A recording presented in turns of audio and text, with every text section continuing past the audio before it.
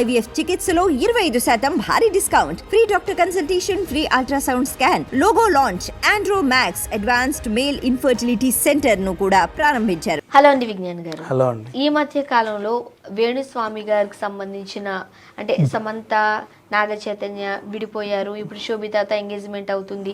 So ఈ టైంలో వీళ్ళిద్దరూ కూడా విడిపోతారు అంటూ జోస్యం చెప్పారు వేణుస్వామి గారు. దానికి సంబంధించి విష్ణు గారి సారథ్యంలో కంప్లైంట్లు ఇవ్వడం కూడా చూసాం. సో ఈ ఎపిసోడ్కి సంబంధించి వేణుస్వామి వైఫ్ వీణా గారు బయటకు వచ్చి తన భర్త ఏం చేశారు అనేది పక్కన పెడితే ఇట్లాంటి వాళ్ళని ప్రోత్సహిస్తుంది మీరే అంటూ జర్నలిస్టుల మీద ఆమె ఫైర్ అయ్యారు. యాజ్ ఎ జర్నలిస్ట్గా మీరేం చెప్తారు? ఎలా ఉందంటే, నేను మందు తాగుతున్నాను, తాగి అడ్డం పడిపోయాను, రోడ్డు మీద ఇలా పడిపోయా, ఓకేనా? నువ్వు కూడా నేను తాగేటప్పుడు నాతోనే ఉన్నావు కదా, తాగొద్దు అని నువ్వైనా చెప్పొచ్చు కదా. నీ పనులన్నీ ఇలాగే ఉంటాయి, మొత్తం నీ వల్లే. ఎలా ఉంది ఇప్పుడు? మొత్తం నేనేనా? అది పరిస్థితి. ఈవిడ ఏం మాట్లాడుతుందో తనకే అర్థం కావట్లా. వేణుస్వామి అనే ఆయన అసలు అది ఏం ఆస్ట్రాలజీయో ఏంటో తెలియదు, కానీ వాడికి ఎవడు నేర్పాడో, వాడెక్కడ నేర్చుకున్నాడో తెలియదు, కానీ అడ్డమైన వాగుడంతా వాగాడు. నిన్న శుభమాన పెళ్లి జరిగితే వీళ్ళు విడిపోతారని ఏ గాడిదైనా వాగుతాడా? మామూలు చెప్తారు, వేణుస్వామిని వదిలే, వేణుస్వామి మామూలు మనుషులు అడుగుతున్నాం, కనీసం మానసిక స్థితి బాగాలేని వాళ్ళ గురించి అని చెప్తున్నాం. పెళ్ళికి అంతమంది కార్డులు ఎందుకు ఇస్తారమ్మా? మామూలుగా అదే ఎంగేజ్మెంటేలే, రేపు పెళ్ళి అవుతుంది అంటే ఎంగేజ్మెంట్కే చెప్పి చచ్చాడు, వదిలేద్దాం. పెళ్ళి చేసుకోవాలనేగా ఎంగేజ్మెంట్ చేసుకుంది. ఇప్పుడు 10 మందిని ఎందుకు పిలుస్తారు, 100 మందిని ఎందుకు పిలుస్తారు? మీ అందరి ఆశీర్వాదాలు మాకు కావాలండి అని. నువ్వు వచ్చి మీరు విడిపోతారు అని చేస్తావా? అనకూడదు. యాక్చువల్లీ చండాలం కదా. నిజం చెప్పాలనంటే కొంతమంది జ్యోతిష్యులకు సంబంధించి ఇటువంటి విషయాలు వచ్చినప్పుడు నేను కొంతమంది జ్యోతిష్యులతో మాట్లాడాను, సీరియస్లీ మాట్లాడాను. ఏంటంటే ఇలా చెబుతూ ఉంటారు కదా కొంతమంది, ఏంటి అని అంటే వాళ్ళు చెప్పిన మాట ఒక రకంగా చెప్పడం చాలా మంది పెద్దవాళ్ళకి తెలుసు ఈ విషయం. నిజంగానే నీ జాతకంలో అలాంటిది ఏదైనా ఉంటే ముందు బయట పెట్టకూడదంట. జ్యోతిష్య శాస్త్ర ప్రకారం మనం పెద్దవాళ్ళ దగ్గర చూడండి, ఒక సామాజిక వర్గం నుండి నేర్చుకుంటారు చూడండి, వాళ్ళు నీకేదైనా చెడు జరుగుతుంది అని అంటే ఫస్ట్ ఆఫ్ ఆల్ అది చెప్పరు, చెప్పకూడదు. నెక్స్ట్ ఇయర్ ఏదో నీటి గండం ఉందనో చెప్పకూడదంట. అమ్మ ఇలా కాదు, ఇలా చేయాలి, జాగ్రత్తగా ఉండు అని అంటారంట తప్ప నువ్వు రేపు చచ్చిపోతున్నావు అసలు కొన్ని మాటలు వాళ్ళ నోట్లో నుండి కూడా పలకకూడదట. అది ఒక విషయం. ఇంకొక రెండో విషయం ఏంటో తెలుసా? నా అంతటా నేనుగా వెళ్ళి నా జాతకాన్ని వాళ్ళకి స్వయంగా ఇచ్చి ఏమండి నా జాతకం మీరు చూడండి అని అంటే అప్పుడు మాత్రమే నీ సమక్షంలో మాత్రమే చెబుతారట. కానీ ఒక ఏజ్ వచ్చిన తర్వాత మన తల్లిదండ్రులు ఉన్నప్పుడు కూడా మన జాతకం చెప్పరట. ఎవ్వరూ ఉండకూడదు, నువ్వు ఒక్కడవే ఉండాలి నీ జాతకం చెప్పాలంటే, అప్పుడు మాత్రమే చెబుతారు. అది కూడా నీకు గనక నెగిటివ్ ఏదైనా ఉంది అని అంటే దాన్ని అసలు తెలియపరచకూడదు. ఈ పూజ చేసుకో నీకు మంచి జరుగుతుంది, రెమెడీస్ చెప్తారట కానీ చెప్పకూడదంట. ఎందుకనంటే దేవుడు రాసిన దాన్ని ఎవరూ మార్చలేరు, పూజలు పునస్కారాలు ఏది మారదు, కాకపోతే జాగ్రత్త వహించమని చెబుతారంట. కానీ ఇన్ని యాజ్ ఎ జర్నలిస్ట్గా తను అన్నట్టు మనం జర్నలిస్టులు కాదు అని తను అంటున్నారులే, కానీ ఇట్స్ ఓకే. ఒక ఇంటర్వ్యూ చేసే ఒక యాంకర్గా కూర్చుంటేనే నాకు ఇన్ని విషయాలు తెలుసు కదా, మీరు అదే వృత్తిలో ఉన్నప్పుడు మీరు ఎలా చేస్తారనేది మరి కొంతమంది ఆరోపణ. అండ్ నెక్స్ట్ ఈవెన్ ఒక డాక్టర్ కూడా నీకు ఏదో ఉంది సంథింగ్ పెద్దది అంటే ఒక్క నిమిషం బయట కూర్చోండి నీకు సంబంధించిన వాళ్ళకి చెప్తారు, ఈ మందులు వేసుకోండి, పాపం ఆవిడకి పరిస్థితి చాలా సీరియస్గా ఉంది, ఇలా చేయండి, అలా చేయండి అని చెప్తాడు. అవునా? ఈవెన్ అట్లీస్ట్ డాక్టర్స్ కూడా చెప్పాలి కూడా.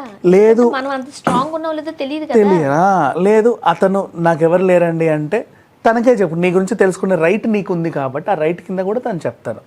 ఇట్లా ఇన్ని జాగ్రత్తలు తీసుకుంటే శుభమాన ఒక ఎంగేజ్మెంట్ అయ్యి పెళ్లి చేసుకుంటే వాళ్ళు విడిపోతారు అని వాగాడు వీడు.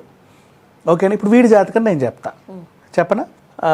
జాతకాలు చూస్తారా? మామూలుగా అదే ఎవరి జాతకమైనా ఎవడైనా చెప్తున్నాడు కదా. ఇప్పుడు వీడి జాతకం చెప్పడంలో తప్పే ఉంది. ఇప్పుడు వీడి జాతకం చెప్పాలి అంటే నాకు తెలిసినంత వరకు ఈ మొహానికి బట్టి నెక్స్ట్ 3 monthsలో వీళ్ళ ఆవిడ చనిపోద్ది, వీడే చంపేస్తాడు, చంపేసి వీడు కూడా చచ్చిపోతాడు. 3 months లేకపోతే ఇంకోటి ఎలా ఉంది, వినడానికి ఎంత అసహ్యంగా ఉంది, తప్పు అలా అనకూడదు. ఎంత చండాలంగా ఉంది, కానీ అసలు అనకూడదు నిజంగా తప్పు, కానీ ఎంత దరిద్రంగా ఉంది. అది ఇలాంటి మాటలు మాట్లాడడానికే మనకు అలా ఉంటే వాడు డైరెక్ట్గా చెప్పేస్తున్నాడు. సరే ఇప్పుడు ఎందుకు మళ్ళీ వాడినంటే వాళ్ళ ఆవిడని ఏం చేసిందిరా నీకు అని అడగొచ్చు మీరు. ఇప్పుడు వాళ్ళ ఆవిడ వచ్చి మాట్లాడుతుంది. పొద్దున మంచు విష్ణు గారు ఒక సీరియస్ యాక్షన్ తీసుకున్నారు. ఏమని, సెలబ్రిటీల గురించి అసహ్యంగా రాస్తే యాక్షన్ తీసుకుంటామని ఆల్రెడీ వాళ్ళు ఒక డ్రైవ్ చేస్తున్నారు. దాంట్లో భాగంగా ఇది కూడా కనబడింది. మీరెవట్రా ఇలా మాకు వాగడానికి అని చెప్పేసి యాక్షన్ తీసుకుంటామన్నారు. కేసులు పెడుతున్నారు. వాడిని అరెస్ట్ చేయడానికి రంగం సిద్ధం. అరెస్ట్ అయ్యారని కొంతమంది, చేశారని కొంతమంది కూడా చెప్తున్నారు. తెలియదు నాకు, ఆ దరిద్రం గురించి నేను పట్టించుకోవాలా, వాడి గురించి వాడు పట్టించుకుంటాడు. సో ఇప్పుడు వాళ్ళ ఆవిడ ఒక వీడియో పెట్టింది. ఏమండి సెలబ్రిటీలకంటూ ప్రైవసీలు ఉండకుండా మీరే చేస్తారు. ఎయిర్పోర్ట్కి వెళ్తారు, బస్ స్టాండ్కి వెళ్తారు, ఇంట్లోకి వాటింట్లోకి తొంగి చూస్తారు. మీ జర్నలిజం ఏమైంది, మీ వాల్యూస్ ఏమైంది? నేను యాజ్ ఏ జర్నలిస్ట్ మాట్లాడుతున్నాను అని అనింది. నాకు ఇప్పుడు అర్థమైంది ఆవిడ కూడా జర్నలిస్ట్. నాకు ఇంతమంది ఆ కళలే తెలుసు, ఆ సంగీత వాద్యాల కళలే తెలుసు, కానీ ఆవిడ జర్నలిస్ట్ అని నాకు ఇప్పుడే తెలిసింది. సొంత ఇంట్లో జర్నలిస్ట్ ఉండి కూడా ఎప్పుడో చెప్పుతో తన్నక. యాక్చువల్గా తను ఇంటర్వ్యూ చేయడానికి వేణుస్వామి గారి దగ్గరికి వెళ్ళి ఆ టైంలోనే వాళ్ళిద్దరి మధ్య లవ్ అని కూడా ఒకటి అంటే మాట్లాడుకుంటారు. అది వాళ్ళ పర్సనల్. ఆ అందగాడు ఈ అందగాడికి ఎలా నచ్చిందో ఏంటో మనకు తెలియదు, తర్వాత సంగతి. సో ఇంట్లోనే ఒక గాడిద ఉండి పలానా వాళ్ళు విడిపోతారు తెలుసా హిహిహి అంటే 32 పళ్ళు రాలగొట్టి 4 తన్నక నువ్వు జర్నలిస్ట్ వృత్తిలో భార్యగా కాదు, యాజ్ ఏ జర్నలిస్ట్ నీ మొగుడు ఇలా అడ్డమైన పనులు చేస్తుంటే తన్నక బయటకు వచ్చి మళ్ళీ సమాజం మీద తిరగబడింది ఈవిడ. అంటే మీరు చూస్తున్నారు కాబట్టి, మీరు బయటకు తీసుకొస్తున్నారు కాబట్టి ఇలాంటి వాళ్ళు పుట్టుకొస్తున్నారు అన్నారు ఆమె అనింది. ఇప్పుడు నువ్వు చెప్పావు చూసావా ఆస్ట్రాలజర్లు ఏం చెప్పారు అనేది, ఈ వీడికి తెలియదా? ఏ ఆస్ట్రాలజీ చెప్పేవాళ్ళు లేరా? మీకు ఆస్ట్రాలజీ చెప్పుకోవడానికి వేణుస్వామి కావాలి, మళ్ళీ వాడు అదొకటి వాగితే మాత్రం ఇట్లా అంటారా అని చెప్పి. ఇంకెవరు చెప్పినా వినరు, వేణుస్వామి చెప్తే తప్ప అని కూడా అంటున్నారు ఆమె. అండ్ నెక్స్ట్ అదేంటిది, రోజు పొద్దున్న టీవీ చేస్తే ఆ లావణ్య భాగవతం, ఈ దువ్వాడ శ్రీనివాస్ భాగవతం, ఆవిడ వాళ్ళతో తిరిగింది, వీళ్ళతో తిరిగింది, డ్రగ్స్ తీసుకుంది, లేచిపోయింది, వాళ్ళ రంకు వీళ్ళ రంకు ఇవన్నీ మాట్లాడతారు. మళ్ళీ సినీ క్రిటిక్లు అని చెప్పేసి సినిమాల గురించి కూడా బ్యాడ్ రివ్యూలు ఇచ్చి అది చూడకు ఇది చూడకంటారు. ఇవన్నీ పట్టించుకొని తర్వాత నా మొగుడు దగ్గర రా అంటే ఎలా ఉందంటే, నేను నిన్ను ఇప్పుడే పొడి చేసి లైవ్లో నన్ను అరెస్ట్ చేయడానికి ఎవడన్నా వస్తే సమాజంలో రోజు ఎన్ని మర్డర్లు జరగట్లేదు, ఎన్ని రేపులు జరగట్లేదు, ఎంతమందిని చంపట్లేదు, మహా నేరస్తుడు పలానా నేరస్తుడు 40 మందిని చంపాడు, పలానా నేరస్తుడు 70 మందిని చంపాడు, వీళ్ళంతా మోస్ట్ వాంటెడ్ లిస్ట్లో ఉన్నారు, ముందు వాళ్ళందరిని అరెస్ట్ చేసి నా దగ్గరికి రా అంటే ఎలా ఉంటుంది అది? అంటే నేను చేసేది రైటే అంటే మళ్ళీ సమాజాన్ని మీరు పొద్దున్న నుంచి నాకు ఆ వీడియోలు చూపిస్తా, ఆ కథలన్నీ చదివేసరికి నన్ను కూడా ప్రేరేపించి ఇప్పుడు యాంకర్ని పొడిచేలా చేశారు. అంతేగాని పాపం ఆ పొడిచినోడు తప్పేం లేదని వెనకేసుకొస్తే ఏం మాట్లాడతావు ఇంకా? అంటే నన్ను అడిగితే ఈవిడ జర్నలిస్ట్ అనింది, సంగీత విద్వాంసురాలు, బాగా చదివింది, అన్నీ తెలుసు కదా. వీణా వాణి ఈవిడకి మతిపోయింది. నిజంగా చెప్పాలంటే చదివిస్తే ఉన్నమతిపోయింది అన్నట్టుగా ఏం వాగుతుందో ఆవిడకి కూడా అర్థం కావట్లా. 32 పళ్ళు రాలగొట్టి మొగుడి 32 పళ్ళు రాలగొట్టి ఇంట్లో కూర్చోబెట్టక, చెప్పు చీపురు బట్టి వాడిని తన్నక, వాళ్ళు ఇంకా కావాలంటే వాడిని ఇంట్లోకి వెళ్ళి తరిమేయక, అవసరమైతే వాడిని చంపేసి పూడ్చినా కూడా మేము ఉత్తమ మహిళ అంటారు. నిజంగా చెప్పాలంటే ఇప్పుడు వాడి మీద అలా ఉంది నెగిటివిటీ. నిజంగా చెప్తాను అంటే వాడిని చంపమంటని నేను చెప్పట్లా, వాడి మీద నెగిటివిటీ ఆ రేంజ్లో ఉంది. నిన్ను వీర మహిళ అంటారు. నిజంగా నీ మొగుడిని చెప్పుతావు కొట్టు, తెల్లారేసరికి నువ్వు ఎట్లా అవుతావో చూడు. అంతేగాని వాడిని వెనకేసుకొస్తుంది ఏంటిది? ఇది మళ్ళీ నాకు అసలు అర్థమే కాదు. ఇంకా నాయేమో ఈ జర్నలిస్ట్ అనేది కదా, ఆ స్క్రిప్ట్లో నీవిడే ఇస్తుందేమో, ఇది రాసి చెప్పు ఇది చెప్పు అని.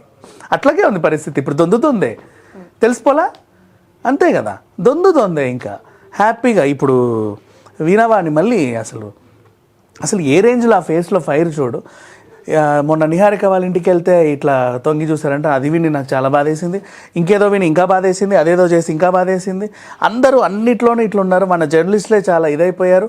మీకు వార్తలు రాసుకోవడానికి వేణుస్వామి కావాలి, కానీ ఆ వేణుస్వామి ఒక జాతకం చెప్తే మీకు ఇట్లా వచ్చిందా అట్లా వచ్చిందా పొడుచుకొచ్చిందా అంట. సేపు పిచ్చిదానా, ఇందాక ఇప్పుడు నేనన్నాను నీ మొగుడు నేను చంపేస్తాడు 3 నెలల్లో అంటేనే అసలు వినడానికి ఎంత అసహ్యంగా ఉంది. అలాంటిది వాడు చెబుతుంటేనేమో నీకు నచ్చింది, మనం చెప్తే ఎలా ఉంది? అంతేగా, అది పరిస్థితి. నిన్ను చెప్పట్లేదా? నువ్వు ఇంకొకరితో లేచిపోతావు, నన్ను వదిలేసాను నీకు చెప్పలేదా? ఎప్పుడు వింటే ఊరుకుంటావా? మరి బయట వాళ్ళంటే నువ్వు ఎందుకు ఎంజాయ్ చేస్తున్నావు?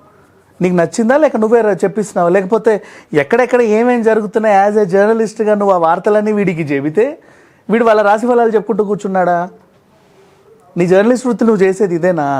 మళ్ళీ సీనియర్ జర్నలిస్ట్ అని చెప్పుకుంటున్నావు, సిగ్గులేదా కొంచెం కూడా? వేణుస్వామి గారిని ఎవరు అడగలేదు కదా వాళ్ళిద్దరు కలిసి ఉంటారా విడిపోతున్నారా జాతకం చెప్పండి అని. ఇప్పుడు వెళ్ళి శోభిత దులిపాల వెళ్ళి నాగచైతన్య వెళ్ళి మా జాతకం చెప్పండి అని అడిగితే వాడు ఇలా చూసి అయ్యో ఇదేంటి ఇలా ఉంది అలా ఉంది అని చెప్పేసి నాగార్జున గారి చెవులో వీళ్ళు విడిపోతారు అని చెప్పినట్టుగా.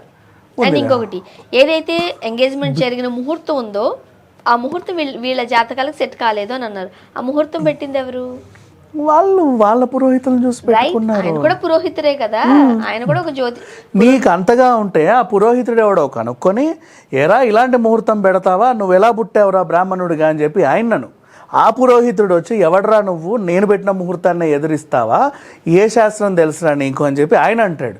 మీరిద్దరు కదా చర్చలు పెట్టుకోవాలి. వీళ్ళందరూ కదా ఒక రకంగా చెప్పంటే అందరిని అవమానించినట్టే, మొత్తం అందరిని అవమానించనట్టే. చిన్న పురోహితులతో వాళ్ళు ఏం పెట్టించుకోరు కదా, వాళ్ళకి ఉంటది కదా. ఏదో చాలా సింపుల్ క్యాలెండర్ చూసి నువ్వు రేపు ఖాళీయా నువ్వు సరే ఎంగేజ్మెంట్ పెట్టేసుకోండి అన్నట్టు జరిగినట్టు చెప్పాడు వీడు. అసలు యాక్చువల్గా చెప్పాలంటే ఒక సమస్య వచ్చినప్పుడు ఇద్దరు బాధపడతారు. ఇటు నాగ చైతన్య గారికి బాధ ఉండొచ్చు, సమత గారికి బాధ ఉండొచ్చు. ఎందుకు అసలు బాధ ఉండొచ్చు కదా, బాధపడతారు, బాధపడే ఉన్నారు. రైట్, ఇప్పుడు అయింది, లైఫ్లో ముందుకెళ్ళాలి. ఒక శోభిత గారు వచ్చారు లైఫ్లోకి, పెళ్లి చేసుకుంటున్నారు, ఇది కూడా విడిపోతున్నారని ఇప్పుడే చెప్తే వాళ్ళు మెంటల్గా ఎంత ఇబ్బంది పడతారు. సరే సీరియస్లీ. అండ్ మళ్ళీ వార్త బాగా వైరల్ అయింది.